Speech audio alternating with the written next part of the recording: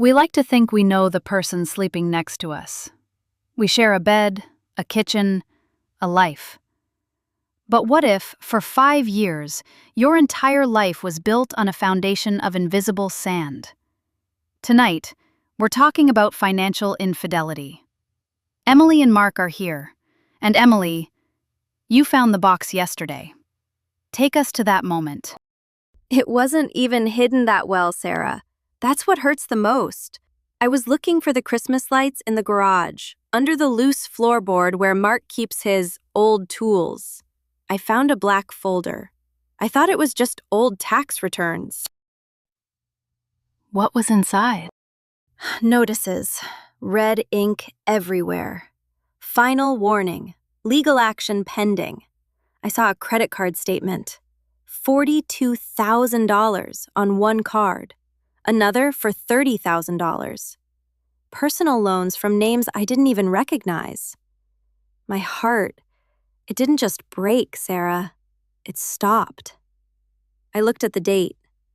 These started in 2021. Emily, I never wanted you to see those. I was handling it. Handling it? Mark, we haven't gone on vacation in 3 years because you said we needed to save for a house.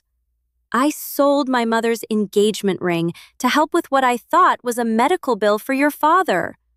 Was that a lie too? No, the bill was real.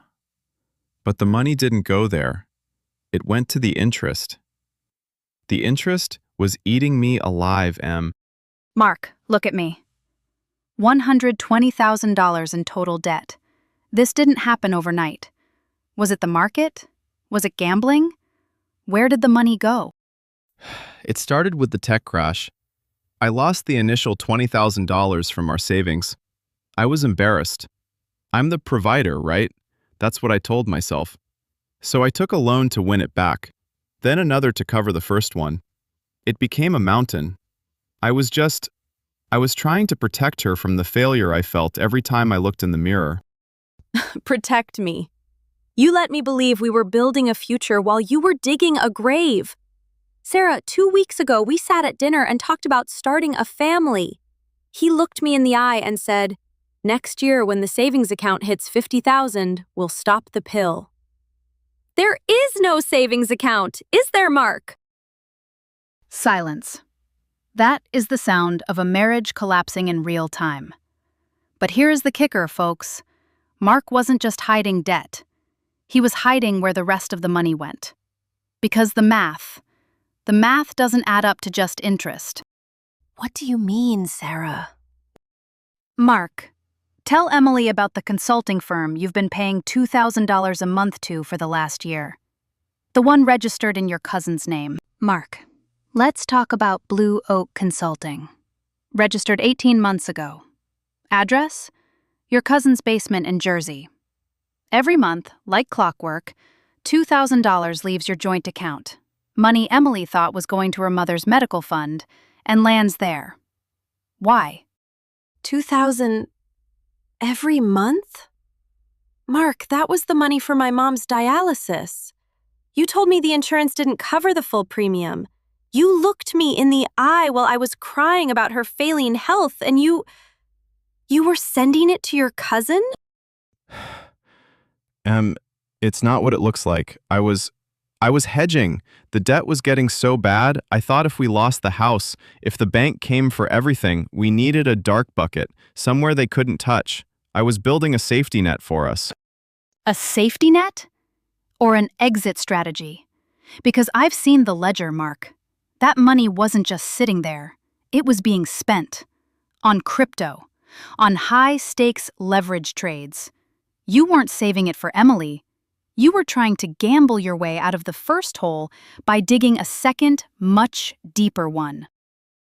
A safety net? Mark, I've been wearing the same pair of shoes for 3 years.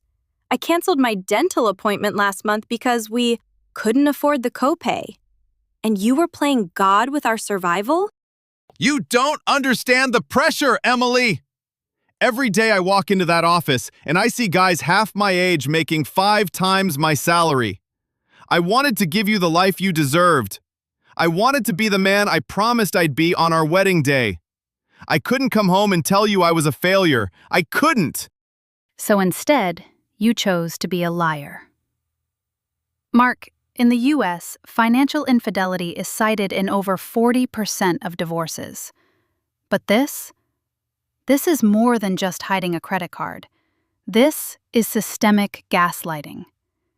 Emily, tell him what you found in the back of that folder.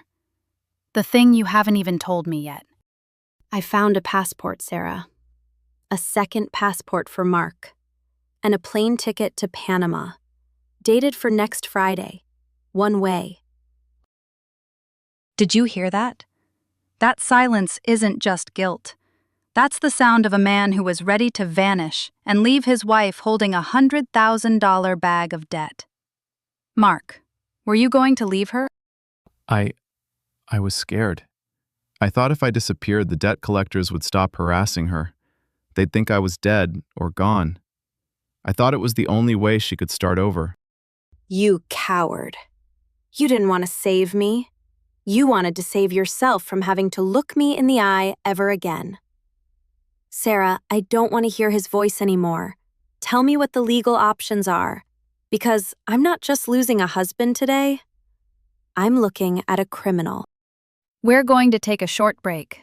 When we come back, we're bringing in a forensic accountant and a family lawyer to explain how a one-way ticket changes a divorce case from a tragedy into a battlefield. Don't go anywhere. The worst is yet to come. We're back. And before the break, we dropped a bombshell. A one-way ticket to Panama. Mark, you're sitting there in silence, but the law isn't silent. In the state of New York and many others across the U.S., what you've done, hiding assets, creating ghost consulting firms, and planning to flee, isn't just a marital dispute. It's asset dissipation. It's fraud. I thought I could come back. Once I made the money back in a country with lower taxes, I'd send for her. I'd pay it all off. Send for me? With what face, Mark? You were leaving me with a mortgage we can't pay, 2 credit cards maxed out in my name that I didn't even know existed, and a reputation in tatters. Tell me, did you think about the debt collectors coming to our door while you were on that beach? Did you think about them taking my car while I was trying to get to work to pay for your mistakes? I was trying to save you from the shame. I couldn't bear to see you look at me the way you're looking at me right now. Like I'm a monster. But you are a monster of your own making, Mark. Let's talk about the consulting firm again. We did a quick check during the break. Blue Oak didn't just hold money. It paid for a luxury apartment in downtown Miami. Who was staying there, Mark? Because Emily certainly wasn't. Miami? We haven't even been to a movie theater in 6 months because money was tight. Mark, look at me. Who was in Miami? It was for the investors. I had to look successful to get the big money. I had to play the part. I stayed there during my business trips. It was all a facade, Emily. Every bit of it was to get us back to zero. Stop. Just stop. Back to zero? You're at negative 100,000 and counting. Emily, you asked about legal options. Here is the reality. Because he used your name on those cards, your credit score is decimated.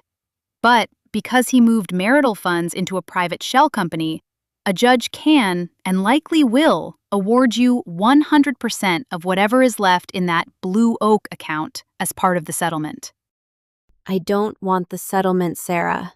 I want his name off my life.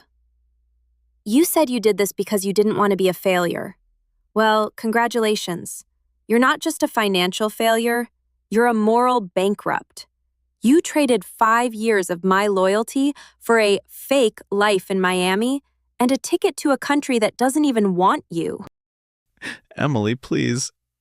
I love you. No. You love the idea of me believing in you. You love the audience I provided for your lies. But the lights are out, Mark. The show is over. Sarah, I'm done here. My lawyer is waiting in the hall. This is the reality of the American dream gone wrong. It's not just about the money. Money can be earned back. Trust? Trust is a currency that once spent can never be printed again. Mark is facing potential criminal charges for fraud. Emily is facing a long road to financial recovery. If you're watching this and you have a secret account, or you're protecting your partner from a bill they don't know about, look at Mark. Look at the chair he's sitting in. Is your secret worth the person sitting across from you? We'll be following Emily's journey in a follow-up episode. If you want to see the documents and the breakdown of how Blue Oak Consulting was uncovered, click the link in our description. Comment "Trust" if you believe Emily should walk away, or "Repair" if you think this marriage can be saved. Don't forget to subscribe for more deep dives into the dark side of wealth. I'm Sarah, and this has been The Money Truth.